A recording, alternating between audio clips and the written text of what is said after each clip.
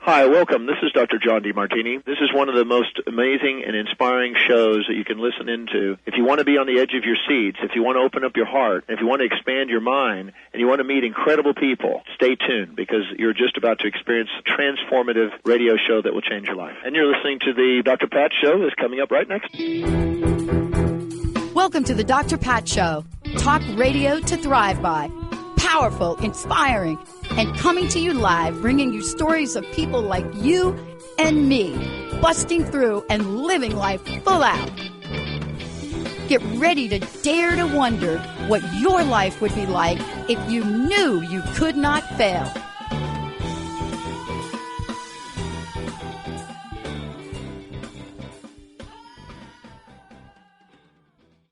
Hey, everybody, welcome. It's so great to have all of you tune us in and turn us on. What an important show with my friend and colleague. I'm telling you, breakthrough work she is doing. Nancy Landrum. Let me just tell you what I mean by breakthrough work.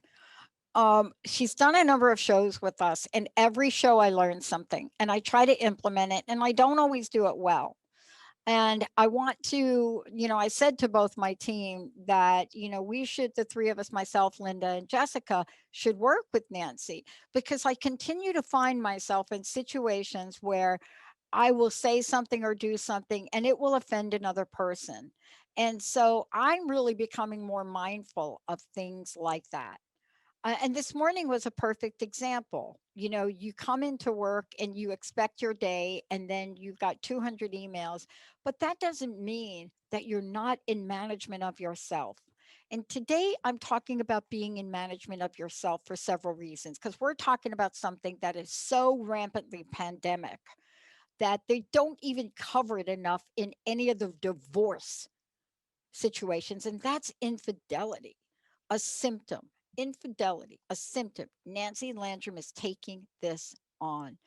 Nancy, I'm telling you, we don't talk about this enough. What we do is we go right to the divorce statistics, right? Well, I've been coaching couples or teaching classes for several years. And a few years ago, something very serendipitous occurred. I was invited to participate in a Saturday workshop for therapists to teach them how to work with couples who have had infidelity in their relationship and they want to recover or get through it somehow. So I signed up, went to the course, and the following Tuesday, a woman called me whose husband, over their 20-year marriage, had had 3 different affairs, and she was afraid he was in another one and was just at the end of her rope. And I just thought, wow, this was so amazing. I went to that Saturday workshop because I thought someday I'm going to run into this with the couples I coach. And here she came. So the workshop was presented by Dave Carter, who wrote a book called Torn Asunder, Recovering from an Extramarital Affair. So I used the exercises that he recommended in the book to kind of peel back the layers and examine what happened, and some very important steps for recovery. But I combined that with my own core coaching practice, which is teaching good communication skills, anger management skills, problem solutions. And this couple worked diligently hard. I have to give them a lot of credit because they were both committed to recovering and moving forward with their marriage without this ever happening again. So just a couple of years ago, I received this email from her. She said, and I quote, "Things are going wonderfully. We are seriously the happiest we've ever been in many, many years. You made us deal with the hard stuff and didn't let either of us off the hook. It was the best thing you could have done for us. We're both so thankful to you for the process we went through with you. While disagreements are now seldom, we work through them respectfully and really try to hear one another. By the way, our sex life is the best it's ever been. We're having the time of our lives." That was such a fun email to receive. I found I shouldn't really call myself an expert because I only have anecdotal experience with, I don't know, 8 or 10 couples that I've been working with that have experienced some form of affair or infidelity. Mm-hmm. But they all have one cause in common. And it's made me ask myself the question, is there a single cause at the core of any action that is some form of infidelity? And I call infidelity emotional infidelity, where you start a relationship with someone on Facebook or online. Yeah. I think pornography is a kind of infidelity. There's the one night stand or the intermittent affairs, but could they all have one common cause? I found with the couples I've worked with that the betrayed one usually assumes that somehow they are not enough.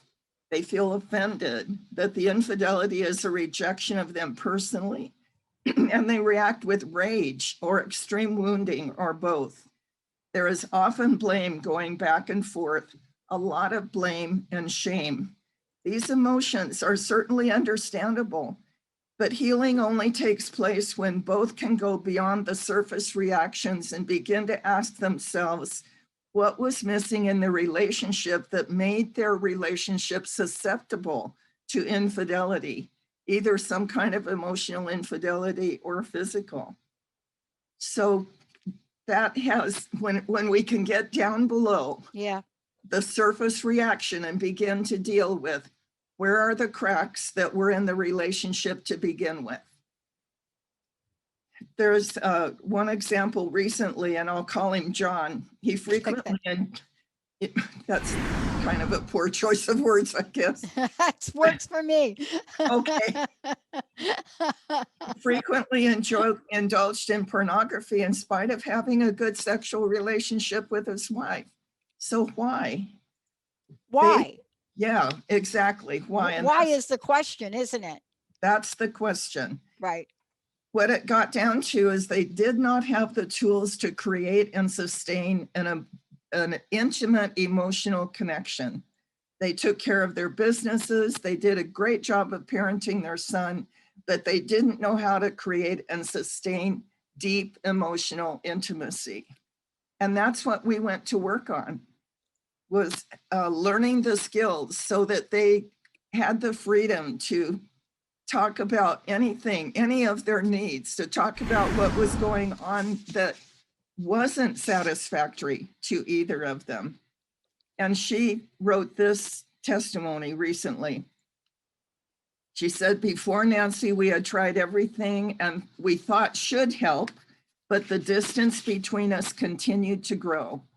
Through this program and talking with Nancy each week, we were able to address the root of the issue and ended up becoming more emotionally and physically close than ever had before, even better than the honeymoon phase.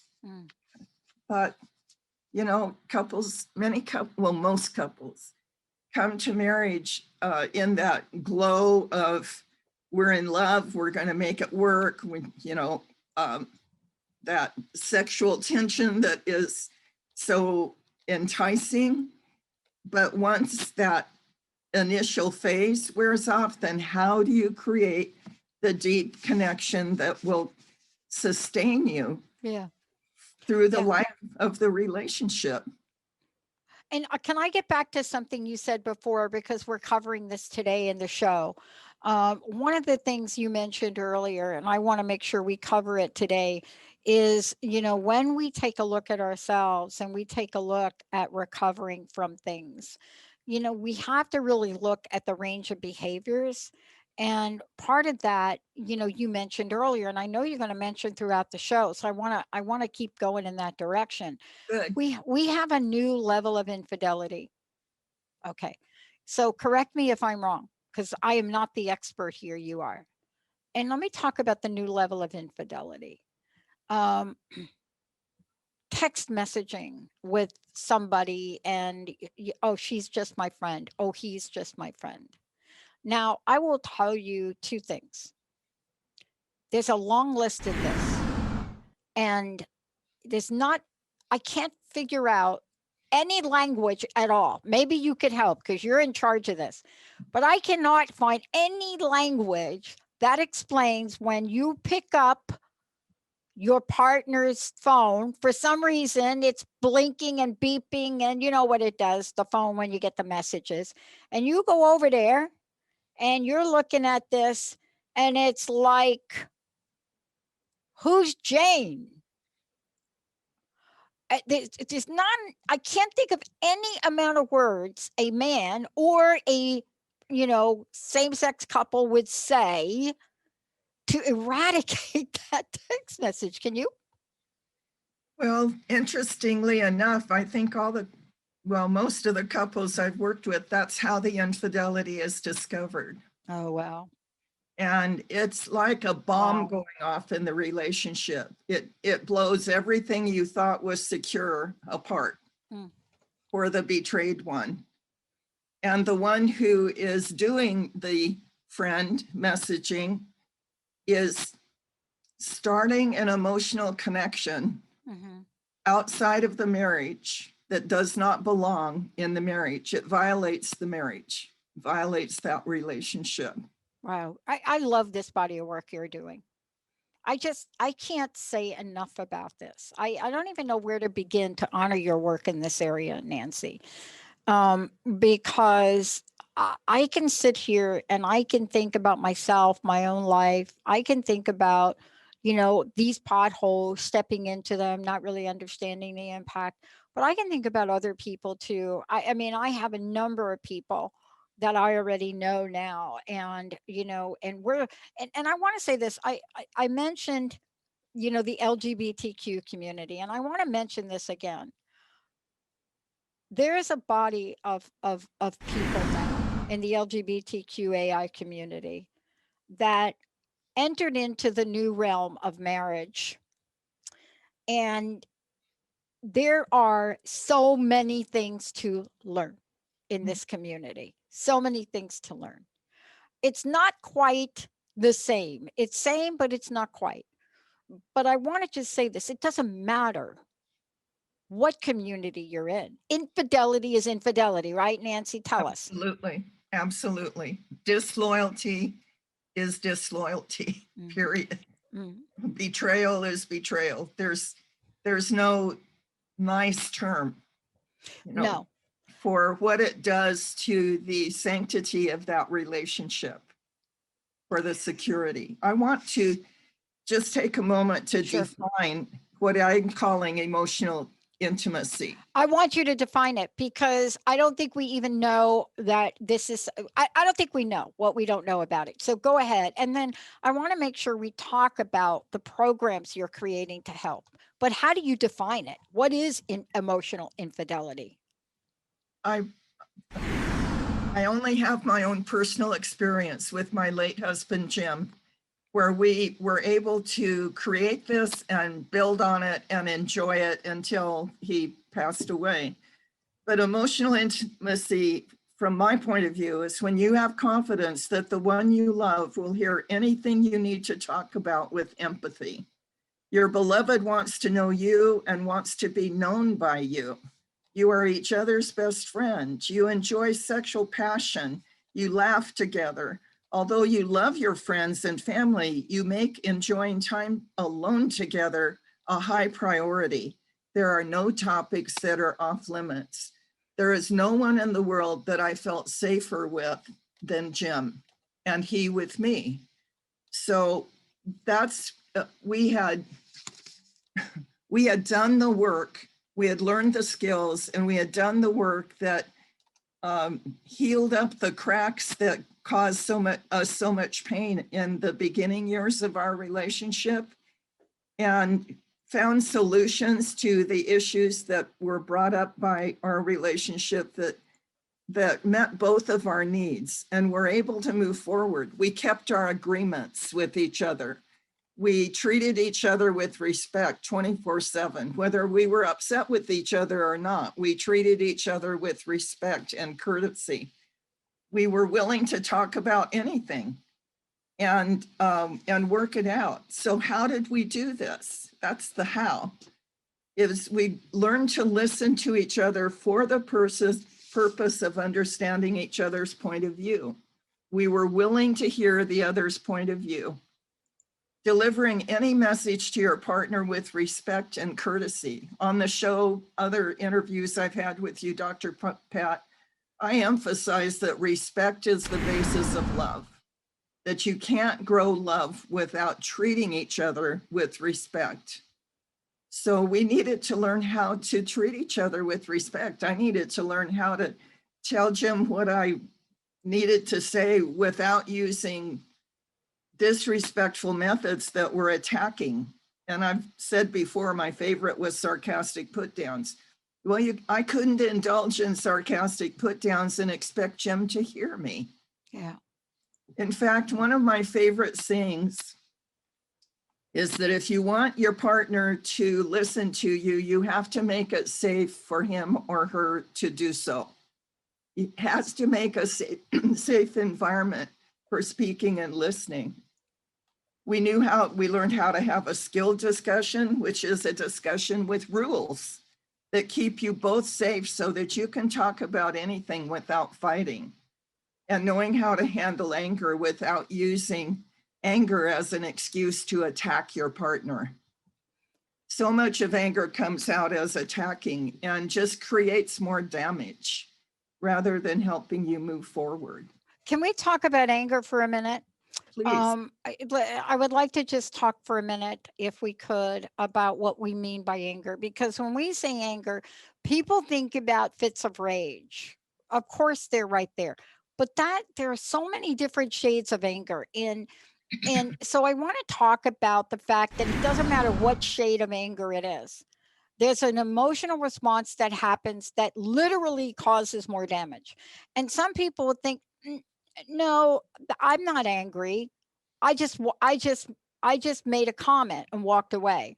Or I'm not angry. I just threw down the book. So we need to just talk for a minute about the fact that, we're not talking about emotional rage where you put your hand through the wall. That is like not even acceptable. But there are other degrees of anger that damage a relationship that we need to talk about.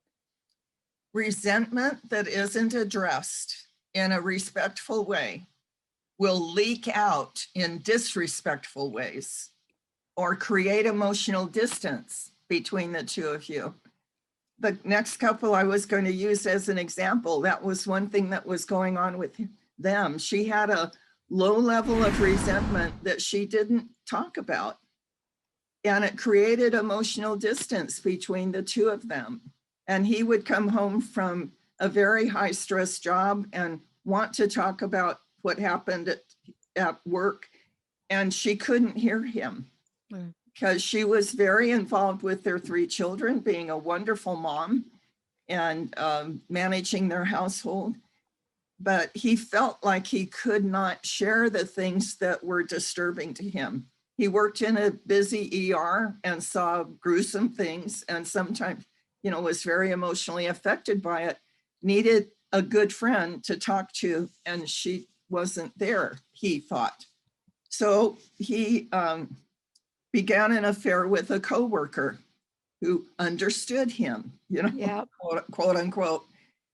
And she found out about it and reacted just blue sky high with rage, and filed for legal separation and closed their bank accounts and started divorce proceedings, and was egged on by her family who, were very offended for her. And so he moved back home with his mom.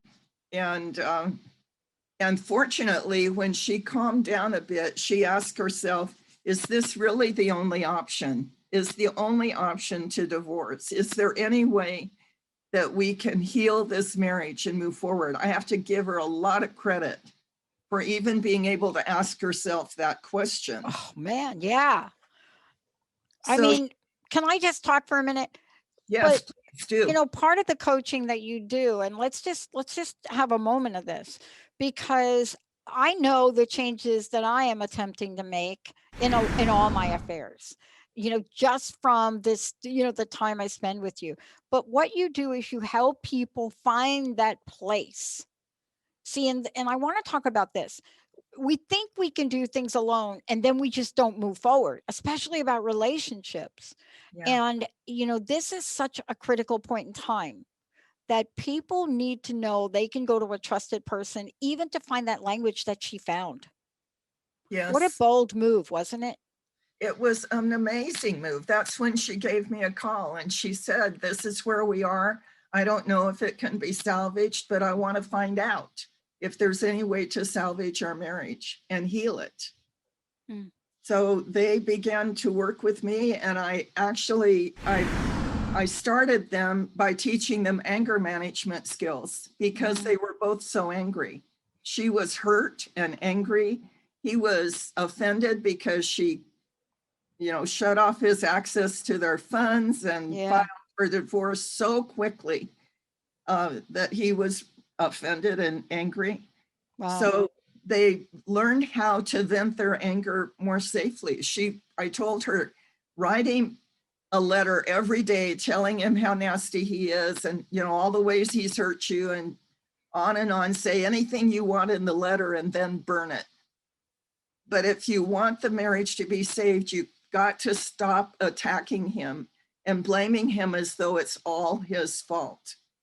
And one of the places that is a magic place in recovery from any variation of an affair is when you're willing to go below the surface reactions and ask yourself, what was going on in our relationship that made it susceptible to this kind of problem? Yeah.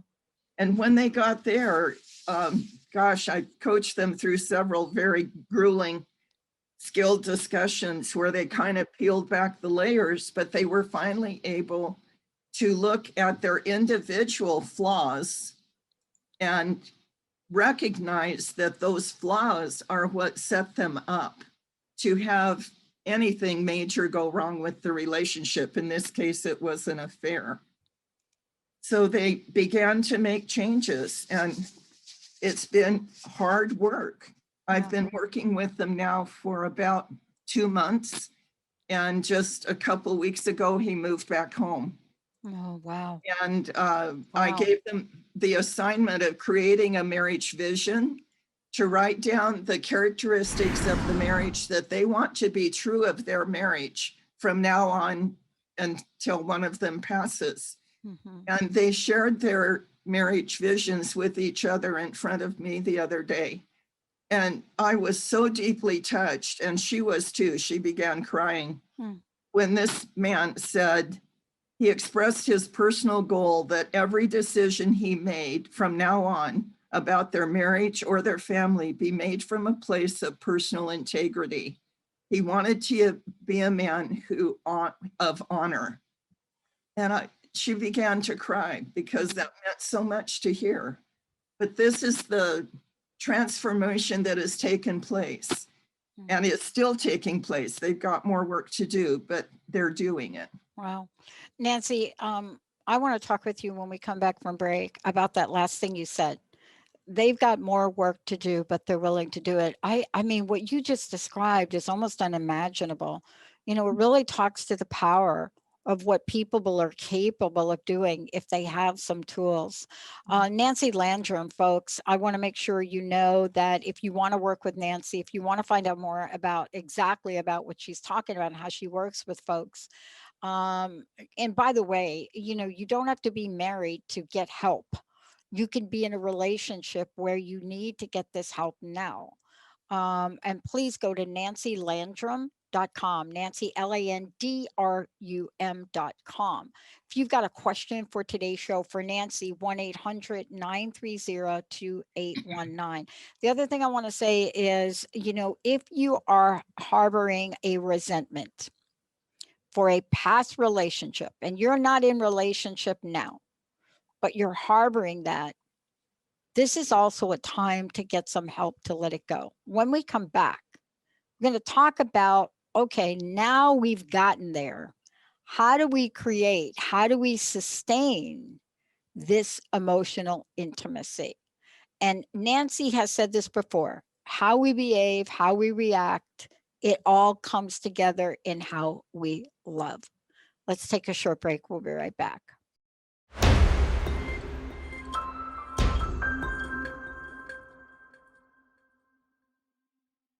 Hey everybody, welcome back. Nancy Landrum is in the house. If you want to find out about Nancy's program, if you want to find out about what she's doing, go to nancylandrum.com, or if you're on Facebook, Nancy Landrum author coach. But we're talking about an area of expertise she has, and that is working with people in relationships. Whether you're in an intimate relationship or you're in a work relationship, it's relationships. But today we are talking about something very, very specific: infidelity, a symptom. That story you shared, man, that is like transformative. But now that we've done it, how do we keep the mojo going? How do we keep and create that level of emotional intimacy? I know you and I were talking over the break. Once you go through this, you have information and knowledge. So you know for each other where you are in this process. But some people think creating and sustaining is harder than repairing. Creating and sustaining in the long run is the most rewarding path that most couples could take. And if you don't create and sustain or learn the skills for creating and sustaining emotional intimacy, then somewhere down the road in another relationship, you're apt to create the same problems. I have an acquaintance years ago that he had an affair. He was a school teacher. He had an affair with another teacher. They both divorced their current spouses, thought they'd finally found the love of their life. They got married. And he confided to my sister 10 years later, he said, we're dealing with the same issues in this marriage that we had in our first marriages, because they hadn't healed the cracks in themselves. They hadn't learned the skills. They were doomed to repeat the same, which is why second and third subsequent marriages have a much higher divorce rate than first marriages. Because we carry our baggage with us. We can't help it. I want to ask you this. Let me just say it the way I know it. Okay. You go through this work and a lot of couples just stop. They stop. They're like, we got this, right? But we got this doesn't anticipate all of the post-traumatic stress disorder things that can come up in this. You know, we got this means when the phone rings, it's that thing again, and it's really not. It's just Amazon or somebody telling you your package is coming. This is the area that I find, especially in the people that I work with, this is the area where this is really where the work starts. Can you talk about this phase and what we need to do, not just to sustain it, but to keep the richness in our relationship growing? Oh gosh, there's so many answers to that question. I wish I could do bullet points, but I recommend that every couple have 2 dates every week. One date for fun, just to remind each other why we love each other and have some fun. And another date to have a skilled discussion to keep the decks clear of any issues, any little irritations that have begun to pile up, or to talk about your goals, or talk about maybe the dream that one of you has that you need to share with the other. So 2 dates a week, and never the two shall meet. When you go on a fun date, if an irritation comes up, you set it aside for the skilled discussion date. You don't let it interfere with having a good time together. And you practice daily appreciation so that you're focused on what is good in your partner and what is good in the relationship, rather than letting little irritations become the focus of your attention. Those are 3 of the ways to create and sustain You have to make your marriage a high priority. Too many couples with children make the children their highest priority. Oh, And of course, children need their fair share of attention and commitment, but they also need to learn that mom and dad need time alone together. They need to learn that mom and dad go on dates alone together, not just family outings. Even small children, I've told people with small children, set the kitchen timer for 15 minutes and tell your toddlers that mom and dad need to be alone for 15 minutes to talk about something. And if they interrupt you before the 15 minutes is over, then you reset the timer. So they learn they can't interrupt. There needs to be a lock on the bedroom door. But don't lose sight of the fact that the marriage is the foundation of the family. The relationship is the foundation. And if the relationship has cracks in it, what happens to the children when divorce takes place? The statistics are overwhelmingly dire as far as children who have experienced the divorce of their parents do not grow up with the confidence that they can create and sustain a happy relationship. They don't have any model to base their belief on. Creating a marriage vision that this couple I was just talking about is they put into words descriptive sentences describing the quality of happiness they want to achieve, not just now, but forever. And they're combining their two lists, consolidating them. I suggested they pick a beautiful font, print it out with some beautiful paper and frame it, hang it up where they see it and review it periodically, because that's the goal that keeps them moving in the direction that will provide the sustainability part of the relationship. yeah. Yeah. I mean, what we're talking about here is setting up, and we've talked about this before, is setting up healthy boundaries and being able to really put things in place that enable people to feel free, right? And to Yes. understand it. And part of this too is having a conversation about conversations. Let's talk about that for a minute.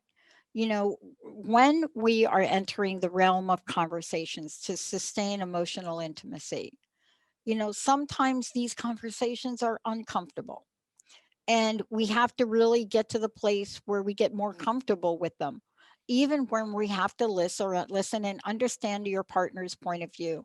Where does that become a critical issue? Understanding your partner's point of view. I think it's one of the hardest things to do.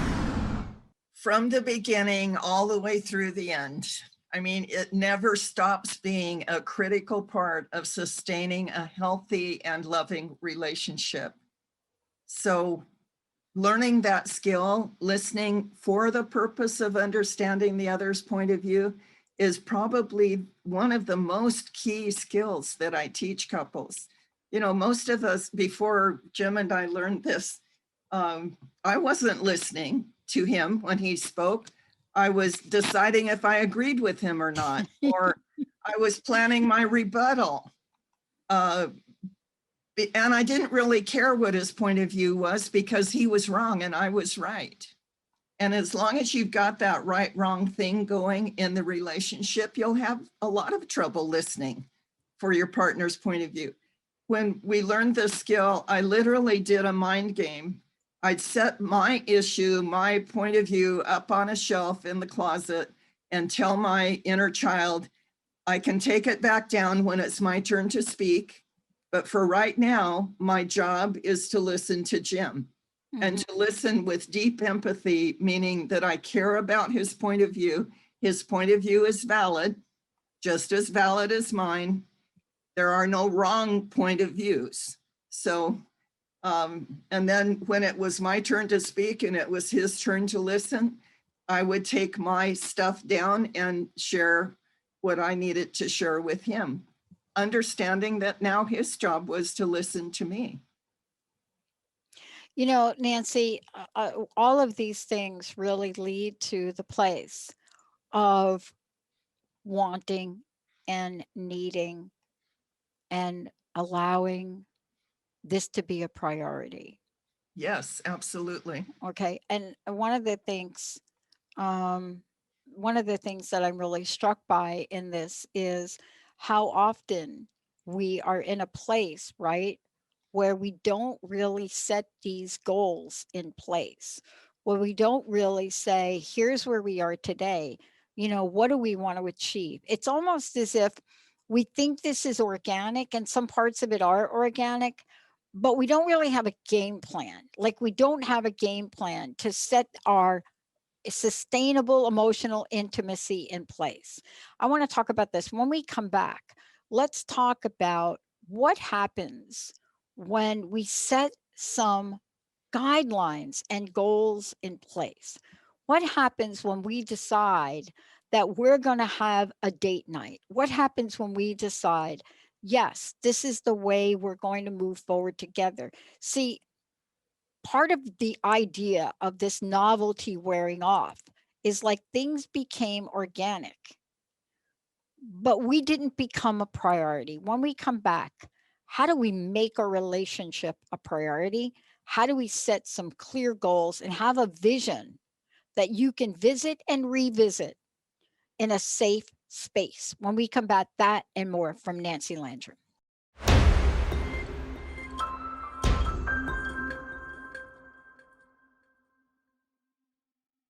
Hey, everybody, welcome back. So great to have all of you tune us in and turn us on. I'm really thrilled to have Nancy Landrum joining us here today, because we both have been updating ourselves on the latest statistics that are now coming in regarding relationships, regarding divorce rates. There's some new data that's coming in, which we're not covering on this show. We covered on other shows, and Nancy, I'm sure, will cover in future shows. And that has to do with the degree of addiction, things that are happening in relationships that have changed it. Today, we're talking about something very specific, and very specifically on the rise: infidelity.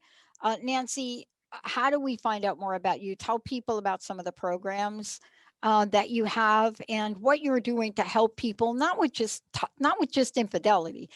There's a whole range of things that you're seeing right now. How do they find out about that? Well, first of all, go to my website, nancylandrum.com. There's an online relationship skills course called the Millionaire Marriage Club, which you can take on your own in the privacy of your home, that teaches all the skills that I've been talking about. So if that appeals to you, you can start there. If you need additional help or coaching from me, you can send me an email from the website, or send the email to Nancy at nancylandrum.com. And my phone number is 951-239-1134. So and the book, How to Stay Married and Love It, is my signature book that Jim and I wrote together, kind of outlining not only the progression of our own marriage from extremely conflicted to finally the marriage that we enjoyed for 17 years before Jim passed away. I want to mention this diagram that I often draw for couples, where I am an individual, you are an individual, but between us, we have this living entity called a relationship. And it requires attention, just like our individual bodies and mental health need attention. We need food, we need air, we need water. The relationship needs maintenance, and we take it for granted. Too many couples the problems start out by taking the relationship for granted and not making it a priority. So Dr. Pat and I were talking about these dates, 2 dates a week that I mentioned a little while ago. They need to be on your calendars, both on your calendars. They need to be written in ink. And the only way either of those dates can be changed is if you both agree to push it back an hour, or have your date night on Saturday rather than Friday night, or whatever, but you have to agree. You can't just let those dates slip away and become unimportant or lost in the minutia of our lives. One middle-aged couple that I've been working with recently, she thought they were happily married. They'd been married for, I don't know, 20 years. But he began an emotional attachment, a romantic emotional attachment to a friend of theirs. And when she found out, the wife found out that he was taking her to lunch and giving her flowers, she was heartbroken, just crushed. And that's when she called me, and they needed to find out how to put it back together. Wow. They have some major differences between them that have required some adjustment in their thinking. Like, just because this is different than the way I would do it doesn't make him wrong, doesn't make her wrong. Eventually, we all three realized that he had to cut off all contact with this romantic attachment that he had begun. But she had to learn to control her temper, because he didn't feel safe confiding in her because she got mad so easily. Yeah. And would, attack him. So Yeah. he would shut down. Yeah. That's the key that I was talking about before, Nancy, because this idea of getting mad doesn't always mean you're throwing something across the room. Nope. It's an emotional reaction that will just shut everything down. Yes. When someone is mad and expresses it in an attacking way, the knee-jerk reaction is to be defensive, to withdraw, to pull back, or to fight back verbally, so that you get into this escalated argument that goes nowhere and just creates more damage. Right. Right. I want to ask you this. I know we've got a few minutes left, but I want to ask you, as we recap what we're doing here and what we're talking about, we've talked about some very, very important things. And part of what we've talked about is really looking at how we show up and ask for help. And I want to ask you in these last couple of minutes left, I want to ask you, what is our message for people today? What is it that we can share in signs of hope? First, I guess the first thing I'd want to say is that love isn't enough. You have to have good skills. You have to know how to treat each other with respect. You have to have good anger management, personal emotional management skills, so that you're not contributing damage to the relationship. And you have to want to be committed in a relationship so that you demonstrate loyalty. You don't make fun of your partner. You don't tell nasty stories about her in public. Right. You honor, as the gentleman that I told before, he wanted to make sure all of his decisions were honorable. Well, you don't honor your partner if you're making snide remarks about her weight or her clothing or his bad habits. You don't expose your partner in a disrespectful way. Yeah. All of that is part of being loyal. Yeah. And being committed to building and nurturing this living entity between the two of you called a relationship. The middle-aged couple I was just talking about, they've both done a lot of hard work in the last several weeks and looked at each other's flaws, admitted their individual flaws, and they're learning the skills. They said last week, they told me they have talked more in the last couple of weeks than they have in the first 20 years of their marriage.